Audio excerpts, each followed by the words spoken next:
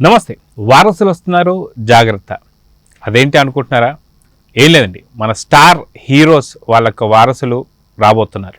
అయితే ఎవరెవరు రాబోతున్నారు, ఎవరి వారసులు, వీళ్ళు ఎందుకు జాగ్రత్తగా ఉండాలి, ఏంటి అనే అంశాలపైన మనతో పాటు సీనియర్ జర్నలిస్ట్ హేమసుందర్ గారు ఉన్నారు. వారిని అడిగి తెలుసుకుందాం.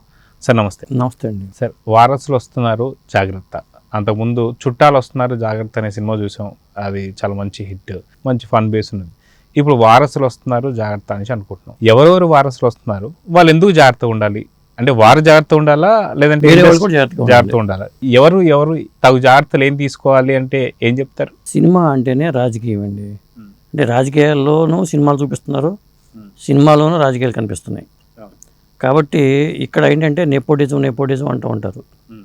అంటే బంధువులందరూ రావటం కానీ, ఇప్పుడు టాలెంట్ ఉంటే ఎవరైనా క్లిక్ అవుతారు. ఇప్పుడు దాసనారాయణ గారు ఉన్నారు, వాళ్ళ అబ్బాయిని మరి అరుణ్ కుమార్తో గ్రీక్ వీరుడు అనే సినిమాతో మొదలుపెట్టారు. అది టైటిల్ బ్రహ్మాండం టైటిల్, అది నాగార్జున సినిమా టైటిల్ అది. మరి చివరికి ఆయన గ్రీక్ వీరుడు కాస్త వీక్ వీరుడు అయిపోయాడు. ఇప్పుడు వచ్చే వారసు జాగ్రత్తగా ఉండాలి. వారసు వస్తున్నప్పుడు మిగతా హీరోలు ఒక మాదిరి ఎవరైతే ఇప్పుడు ఈ మధ్యన అవకాశాలు వస్తున్నాయో కొత్త వాళ్ళు ఎదుగుతున్న హీరోలు ఉంటారు కదా, వాళ్ళు జాగ్రత్తగా స్టెప్స్ వేసుకోవాలి. మనకు కొత్త హీరోలు ఇద్దరు వస్తున్నారు అంటే వీళ్ళు చాలా అప్రమత్తంగా ఉండాలి. ఎందుకంటే సినిమాలు కూడా వీళ్ళకి రావాల్సిన సినిమా వాళ్ళకి వెళ్ళిపోవటం ఇలాంటివి జరుగుతూ ఉంటుంది. అదొకటి. ఇప్పుడు ఇంతకీ రాబోతున్న వారసులు ఎవరంటే నందమూరి మూడో తరం హీరో చెప్పాలంటే నందమూరి వారసుడిగా బాలయ్య బాబు వారసుడిగా మోక్షజ్ఞ ఆయన ఎంట్రీ అనేది కన్ఫర్మ్ అయిపోయింది దాదాపు. అది ప్రశాంత్ వర్మతో సూపర్ హీరోగానే అని చెప్పి అంటున్నారు. అయింది. ఇంకొకటి ఏంటంటే ఇంకో వారసుడు ఎవరంటే అకీరా నందన్, పవర్ స్టార్ పవన్ కళ్యాణ్ గారి వారసుడు. పవర్ స్టార్ గారు ఏంటంటే సినిమాల పరంగా ఆయన టైం కేటాయించే పరిస్థితి లేదు. నిర్మాతని రిక్వెస్ట్ చేశాను, నెలకు 2-3 రోజులు తప్పితే నేను సినిమాలు కేటాయించలేను అని చెప్పి స్టేట్మెంట్ వచ్చింది. ఆయన రాజకీయాలకు ఎక్కువ కేటాయించాలనుకుంటున్నారు కాబట్టి ఆయన వారసుడిగా అకీరా నందన్ని బరిలో దించే అవకాశం అయితే ఎక్కువ కనిపిస్తుంది. అది కూడా ఆయన ట్రైనింగ్ అవుతున్నట్టుగా సమాచారం అయితే ఉంది. సత్యానంద్ ఇన్స్టిట్యూట్లోనూ పవన్ కళ్యాణ్ ఎక్కడైతే ట్రైనింగ్ తీసుకున్నారో అక్కడ అకీరా నందన్ కూడా ట్రైనింగ్ తీసుకుని ఆ కుర్రాడు కూడా చాలా హైట్ ఉన్నాడు. ఏజ్ పరంగా చూసుకుంటే మళ్ళీ మోక్షజ్ఞకిను అతనికి కూడా తేడా ఉంటుంది. మోక్షజ్ఞకి ఏంటంటే ఇప్పుడు వీళ్ళకున్న మైనస్ పాయింట్లు ప్లస్ పాయింట్లు కూడా ఉంటాయి. రూపురేఖల ప్రకారం చూసుకున్నప్పుడు ఏంటంటే కొన్ని పాత్రలకు కొంతమంది సూట్ అవుతారు అనుకుంటూ ఉంటాం మనం. ఇప్పుడు మోక్షజ్ఞకి వచ్చేసరికి రాముడు మంచి బాల్ తరహాలో ఉంటాడు. మరి అకీరా నందన్ హైటు గీటు మొత్తం అంతా మరో ప్రభాస్ లాగా అకీరా నందన్ కనిపిస్తున్నాడు. కాబట్టి ఇప్పుడు వచ్చే కథలకు అనుగుణంగా డైరెక్టర్లకి అనుకూలంగా వీళ్ళు తను మలుచుకుంటే ఏ హీరోగా అయినా పనికొస్తారు. మాసు క్లాసు రెండింటిని పనికొస్తారు. అదండి. అయితే సాధారణంగా చూసుకుంటే మనకి ఇండస్ట్రీలో చాలా మంది హీరోలు ఉన్నారు. ఎవరైతే మెగా హీరోస్ చూసుకుంటే మెగాస్టార్ కావచ్చు, నందమూరి బాలకృష్ణ, వీళ్ళ తరం ఒకటైతే, నెక్స్ట్ మహేష్ బాబు, పవన్ కళ్యాణ్, వీళ్ళ తరం ఒకటైతే, రెండోది ఇప్పుడు వస్తున్నటువంటి ఒక కొత్త తరం విశ్వక్సేన్ కావచ్చు, సిద్ధు జొన్నలగడ్డ కావచ్చు, ఇప్పుడు వీళ్ళ ఏదైతే స్టార్స్కి సంబంధించినటువంటి ఒక వారసులు వస్తున్నారంటే వీళ్ళని 4th గ్రేడ్ కింద చూసుకోవచ్చు అంటారు. ఇప్పుడు అట్లా చూడటానికి అవకాశం ఏమి లేదండి. అంటే వీళ్ళకున్న మైనస్ పాయింట్ కూడా కొన్ని ఉన్నాయి. ఇప్పుడు మోక్షజ్ఞ విషయాన్ని తీసుకుందాం. ఇప్పుడు బాలయ్య బాబు కానీ లేకపోతే నందమూరి వారసులు అందరూ కూడా చిన్నప్పుడే సినిమా రంగంలోకి వచ్చి వాళ్ళు షైన్ అయ్యారు బాలనటులుగానే. అంటే అది ఎప్పుడైనా సరే ఆ ఎక్స్పీరియన్స్ అనేది చాలా హెల్ప్ అవుతుంది. బాలనటులుగా మోక్షజ్ఞ వచ్చి ఉంటే కొంత ఆ కెమెరా ఫీర్ అనేది పోయేది. మరి ఫస్ట్ టైం కెమెరా ముందు రావడం వల్ల ఆయన ఎలా ఫీల్ అవుతాడు, దాన్ని ట్రోల్ చేయడానికి రెడీగా ఉంటారు ఒక వర్గం. కొంతమంది ఏంటంటే మనకి సినిమా రంగంలో మిత్రులు ఎంతమంది ఉంటారో శత్రువులు కూడా ఎంతమంది ఉంటారు. కాబట్టి ట్రోల్ చేయడానికి రెడీగా ఉంటారు. అప్పుడు దాన్ని ఎదుర్కోవడానికి ఢీకొనడానికి ఒక నెట్వర్క్ని వీళ్ళు ఏర్పాటు చేసుకోవాల్సిన అవసరం అయితే ఉంది.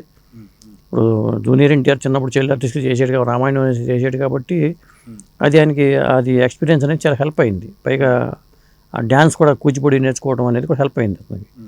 ఇప్పుడు మోక్షకు వచ్చేసరికి ఇవన్నీ మళ్ళీ డ్యాన్సులో నేర్చుకోవాలి, మరి డైలాగ్ డెలివరీ మాడ్యులేషన్ ఉండాలి, వాయిస్ ఎలా ఉంటుంది అబ్జర్వ్ చేస్తారు కదా. నందమూరి వారసుడు అంటే వాయిస్ ఎలా ఉంటుంది, యాక్షన్ ఎలా చేస్తాడు, ఇలాంటివన్నీ లెక్కలకు వచ్చేస్తాయి. ఇప్పుడు రామ్ చరణ్ అల్లు అర్జున్ మళ్ళీ చిన్నప్పటి నుంచి కొద్దిగా చేయడం, డాడీ సినిమాలో డ్యాన్స్ మూమెంట్స్ చేయడం ఇవి జరిగింది. కానీ ఇప్పుడు మెగా హీరోలు నాన్ మెగా హీరోలు అనే కేటగిరీ వస్తుంది ఇక్కడ. మళ్ళీ నందమూరి హీరోలోనే 2 వర్గాలు ఉంటాయి, ఎన్టీఆర్ వర్గం బాలయ్య బాబు వర్గం లాగా ఉంటారు. అంటే ఇక్కడ నందమూరి వంశంలో కూడా ఎన్టీఆర్ వర్గం, జూనియర్ ఎన్టీఆర్ వర్గం ప్లస్ ఇక్కడ బాలకృష్ణ గారి వర్గం అని చెప్పేసి మాట్లాడుతున్నారు. అంటే మొన్న కూడా మనం చూస్తే ఏదైతే మోక్షజ్ఞకు సంబంధించిన ఒక పిక్ రిలీజ్ అయిన తర్వాత దాని మీద రకరకాల ట్రోల్స్ అనేది మనం వింటూ వస్తున్నాం. అయితే కావాలనే జూనియర్ ఎన్టీఆర్ సంబంధించినటువంటి ఫ్యాన్స్ బాలకృష్ణ కొడుకు మీద ఏదన్నా చేస్తున్నారా అంటే ఏమంటారు మీరు? అదే అవకాశాలు ఉంటాయి. ఇప్పుడు సోషల్ మీడియా మీద ఫోకస్ పెట్టాలి. వీళ్ళు ఎవరికి వాళ్ళే సొంత నెట్వర్క్లు ఉన్నాయండి. చెప్పే మెగా హీరోలందరికీ కూడా సొంతంగా సోషల్ మీడియా నెట్వర్క్ అనేది ఉంది, పటిష్టంగా ఉంది వాళ్ళకి. నందమూరి హీరోల్లో మరి బాలయ్య బాబుకి ఆ నెట్వర్క్ అనేది లేదు, పటిష్టంగా లేదు. మళ్ళీ ఎన్టీఆర్కి సంబంధించిన నెట్వర్క్ అయితే, సోషల్ మీడియా నెట్వర్క్ అయితే వాళ్ళకి ఉంది. ఇలా కొంతమంది హీరోలు మనకు అవసరమా ఇది, మనం సినిమాలు చేసుకుంటూ వెళ్ళిపోదాం అనే మెంటాలిటీ బాలయ్య బాబు మొదటి నుంచి కూడా దాంట్లో వెళ్ళిపోతూ ఉంటారు. ఇప్పుడు చిరంజీవి గారికి కానీ లేకపోతే ఇతర హీరోలకి, నా వెంకటేష్కి లేదా నాగార్జునకి, వీళ్ళందరికీ సోషల్ మీడియా నెట్వర్క్స్, దానికి ఇన్స్టా ఫాలోవర్స్, ఇవన్నీ ఆ రేంజ్లో ఉంటూ ఉంటారు. బాలయ్య బాబుకి అది లేదు, ఆ నెట్వర్క్ అనేది లేదు. ఆయన సినిమాలు చేసుకుంటూ వెళ్ళిపోతారు. ఆయన ఇమేజ్ కూడా పెరిగినా కానీ ఆయన దాని మీద దృష్టి పెట్టాల, సోషల్ మీడియా నెట్వర్క్ని పటిష్టం పెంచుకుని పెట్టాల. మోక్షజ్ఞ విషయంలో కూడా నందమూరి మోక్షజ్ఞ పేరుతో ఒక అకౌంట్ ఉంది కానీ సోషల్ మీడియాలో దాని నుంచి అప్డేట్స్ వస్తూ ఉంటాయి. కానీ అది వాళ్ళ అఫీషియల్లో లేదా వేరే ఫ్యాన్స్ ఏమైనా పెట్టుకుని నడుపుతున్నారో కూడా తెలియదు. ఇలాంటి ట్రోల్స్ వచ్చినప్పుడు దాన్ని అటాక్ చేయటం సామర్థ్యం కూడా ఉండాలి ఇప్పుడున్న ఇండస్ట్రీలో. ఎందుకంటే మనం ఎదుగుతున్న కొద్దీ తొక్కియడానికి ఒక వర్గం ప్రయత్నిస్తూ ఉంటుంది. అది ఇండస్ట్రీ వర్గాలే ఉంటాయి దాంట్లో. బయట వాళ్ళు ఎవరో వచ్చి తొక్కేద్దామని అనుకోవడం కన్నా ఇండస్ట్రీలోనే ఈ కాంపిటీషన్ నుంచి వాడు అన్పాపులర్ చేయడం కోసం వాళ్ళ సినిమా రిలీజ్ అయినప్పుడు కూడా దాన్ని నెగిటివ్గా స్ప్రెడ్ చేయడం, ఇలాంటివన్నీ జరుగుతూ ఉంటాయి ఇండస్ట్రీలో. అయితే కల్కి లాంటి సినిమాకు కూడా మనం స్పాయిలర్స్ కావచ్చు, లేదంటే మనకు ఎవరైతే విభిన్నమైనటువంటి ఒక వాళ్ళు చెప్పినటువంటి ఒక మాటలు అయితే సినిమా ఫ్లాప్ అని కావచ్చు, సినిమా చాలా బోర్ కొడుతుంది కావచ్చు, ఇలాంటివి కూడా చూసాం. అయితే ఎందుకు ఈ స్పాయిలర్స్ ఉండడం అనేది దేని గురించి? అంటే సినిమాని దెబ్బతీయడానికి అనుకోవచ్చా, లేదా వాళ్ళకి ఇష్టం లేని హీరో ఉన్నాడని చెప్పి అనుకోవచ్చా? దేని గురించి అనుకోవచ్చు? దానివల్ల వాళ్ళకి లాభం ఏంటి? దీంట్లో రెండు రకాలు ఉంటాయండి.